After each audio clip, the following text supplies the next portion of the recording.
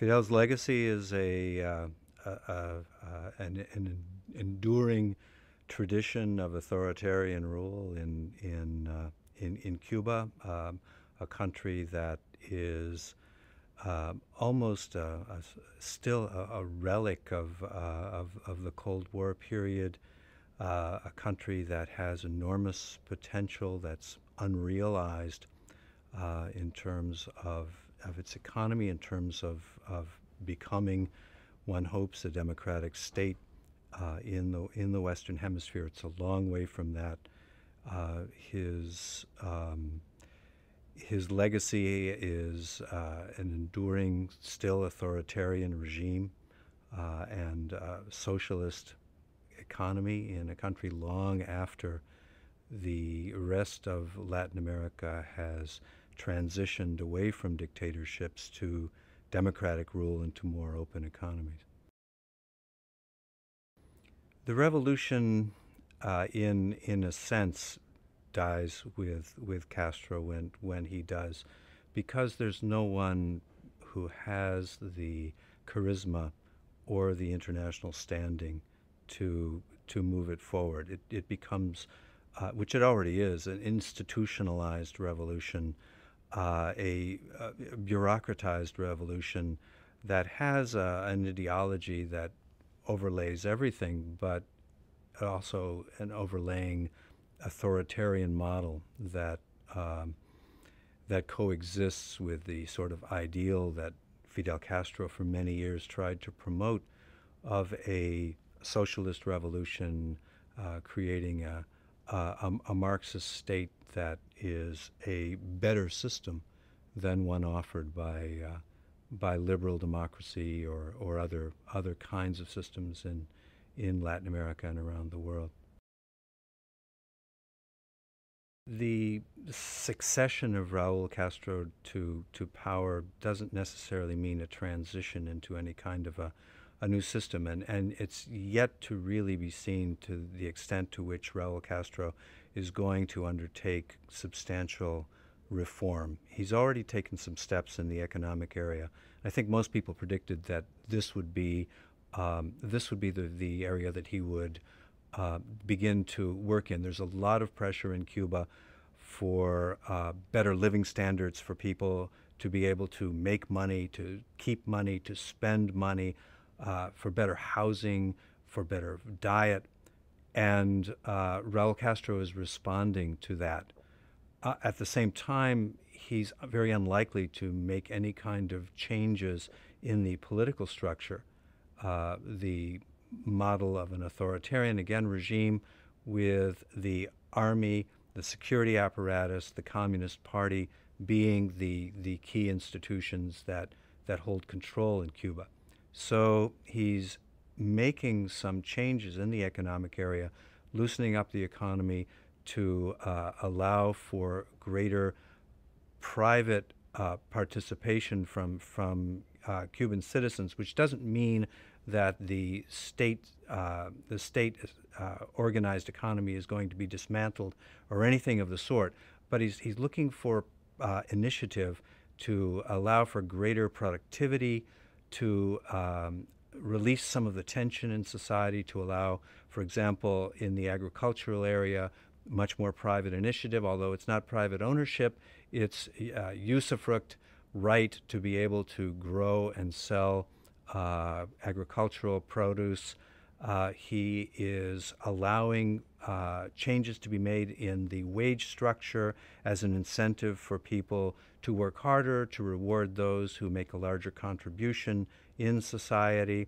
He's trying to bring back people from retirement in certain areas where their work is needed, such as teachers, and allowing them to both receive their pensions and receive pay for their work. Generally, access to more consumer goods. These are all steps that the Cuban people welcome, but they look to go beyond that. And the big question will be to the extent that Raúl Castro is going to broaden the scope of these economic reforms. They could, in the sense that if one, if the pressure for greater reform is not addressed, that will certainly undercut the legitimacy of the government. On the other hand, the opening up of the economy will lead to a greater awareness of the lack of liberalization on the political side. Generally, when people begin to participate more fully in economic life, they begin thinking about the rights and privileges and freedoms on the political side that they don't have.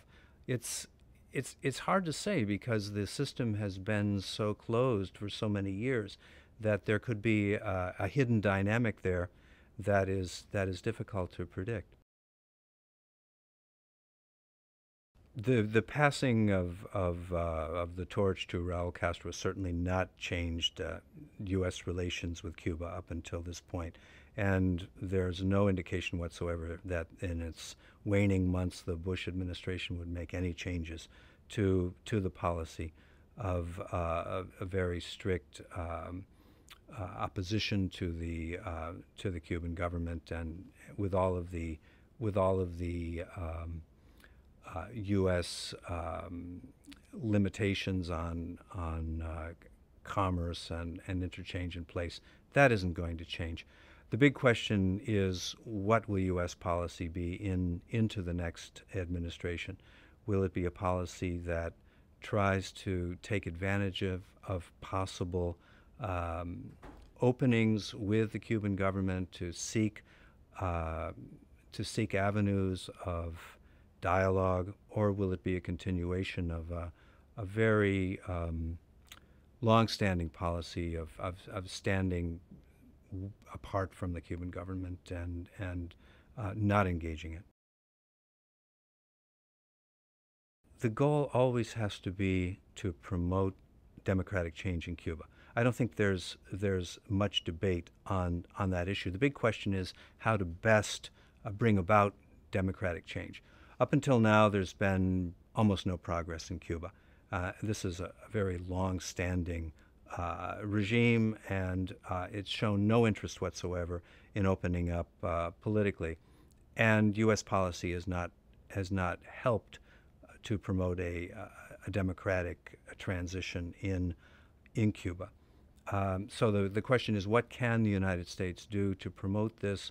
And one can easily argue that seeking engagement with the Raúl Castro government may open up avenues of possible improvement. That may not happen, but there's really nothing to be lost in attempting to seek new measures to engage the government of Cuba. That's a big challenge for Raúl Castro. He's aware of the fact that he, in the end, will be a transitional or a successive government to his brother.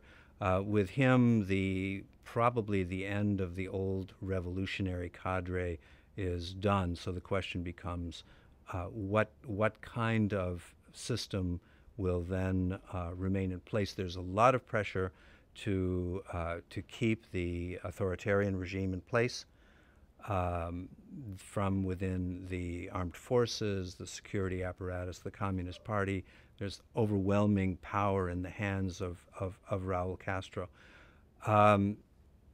This is going to be the key factor. One would expect that there will be a new generation of leaders who will begin to exercise even greater power in Cuba after Raúl Castro passes on. Then the question is, are they going to be old Fidelista types? Are they going to be more open to change? One would expect and hope that with the passing of time, there will be more opportunities for an opening in Cuba and for the kind of real transition to democracy that people would like to see. Venezuela right now is Cuba's key ally and trading partner. The 100,000 plus barrels of oil a day that Chavez provides to Cuba is essential for the Cuban economy. And in response, Cuba provides teachers and doctors to Venezuela for Chavez's social programs in poor neighborhoods. There was also a very close personal relationship between Fidel Castro and Hugo Chavez. Chavez seeing Castro as a revolutionary icon, a father figure, someone who provides him with advice, and Chavez sees himself as the heir to Castro's revolution, albeit with a different name and a different style in Latin America, but there's a clear bond between Castro and Chavez. Now, this bond does not exist between Raúl Castro and Chavez, but there are still very strong economic ties. Other countries have expressed considerable interest in Cuba. China, for one, with its investments. Others, democratic countries, invest heavily in Cuba, in mining, in energy, in agriculture, in tourism. So Cuba has strong ties with other countries economically, but its key strategic partner is Venezuela. There could be strengthened ties with Russia, just as Russia is looking for opportunities in the economic area to improve or to strengthen its profile in Latin America. But for now, Venezuela is the key country, in China as well.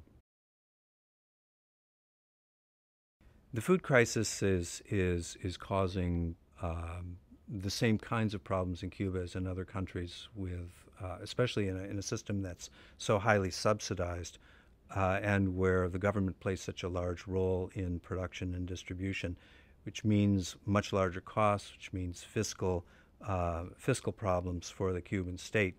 And I think one of the reasons that Raúl Castro is liberalizing to a certain degree the agricultural sector and allowing private participation, allowing individuals to grow and sell crops, is in response to this, to try to improve production, to get more land under cultivation, and to begin to increase the amount of food that's being produced in Cuba, to try to hold prices back. That's the big challenge. That's the big question, is what comes after Raúl. And this is a question that he'll have to deal with. This will be the major issue that in the end he will have to address.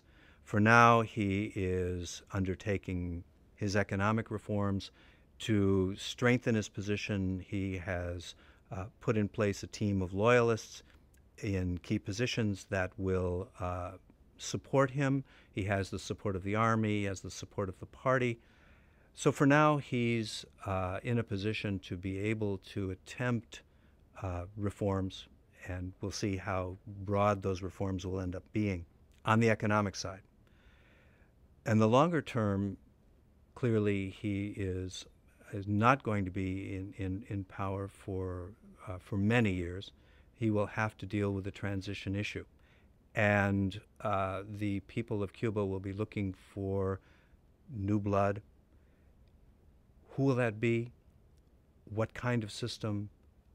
All of that it will be a major challenge for Raúl. He will have to get the backing of the key institutions in Cuba for those changes: the party, the army, the security apparatus.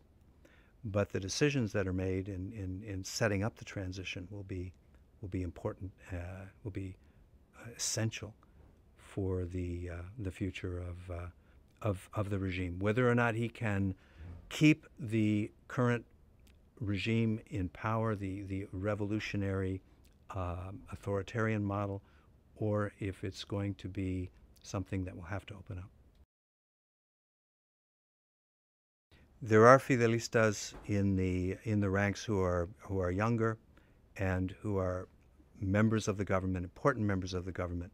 And there will be a certain tension between the old revolutionaries who view Fidel as an absolute icon, whose revolution must be maintained, whose dedication to socialism is still extremely strong, and more pragmatic elements. But again, we don't know the extent to which Raúl Castro is going to be the economic reformer, and we don't know what the effects of his reforms in the end are going to be, and how much pressure his reforms or lack of reforms, if that's the case, will put on a political system in which the lid is still on very, very tight. That's often discussed as a possible path that Cuba may move in. My sense is that in the Western Hemisphere, a China model would have a much more difficult time existing. The countries of the hemisphere, the Western Hemisphere, are democratic. And the pressure on Cuba, once it begins to open, once it begins to have more contact, once it begins to have an economy in which the private initiative plays a larger role, once the Cuban people become more linked to a globalized world economy, should the position of the United States change and there be greater contact between the United States and Cuba, all of this will put a lot of pressure on the political situation in Cuba. It will be much harder to maintain an authoritarian regime under those kinds of circumstances. The human rights situation in Cuba is very poor. In a regime in which the state maintains absolute power, in which the security services are the overwhelming component. I mean, Cuba is basically a police state in the tradition of some of the bloc countries of Eastern Europe. But and that translates to a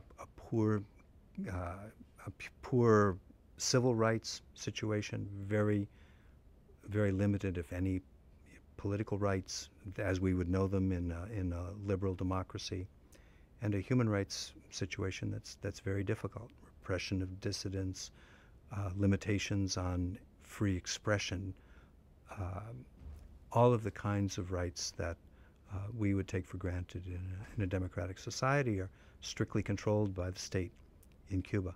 And so far there has been very little indication, if any, that the Raúl Castro regime is going to essentially loosen those restrictions. Raúl has said that he wants to see more reporting on corruption in the system. He wants greater discussion of some of the shortcomings of the system, oriented towards improving productivity, improving the economy, and lowering some of the complaints addressing some of the complaints that Cubans have about how poorly the system functions in many ways. But the heart and soul of the human rights problem in Cuba resides in the fact that there are no political rights in that country. There have been instances in which international pressure or light shined by the international community on specific human rights problems in Cuba have led to movements or measures by the Cuban government to improve something in a small, very limited area. That the Cuban government would take any kind of major steps to improve its overall human rights record is highly unlikely, unless there is some sort of a major shift in the orientation of the regime.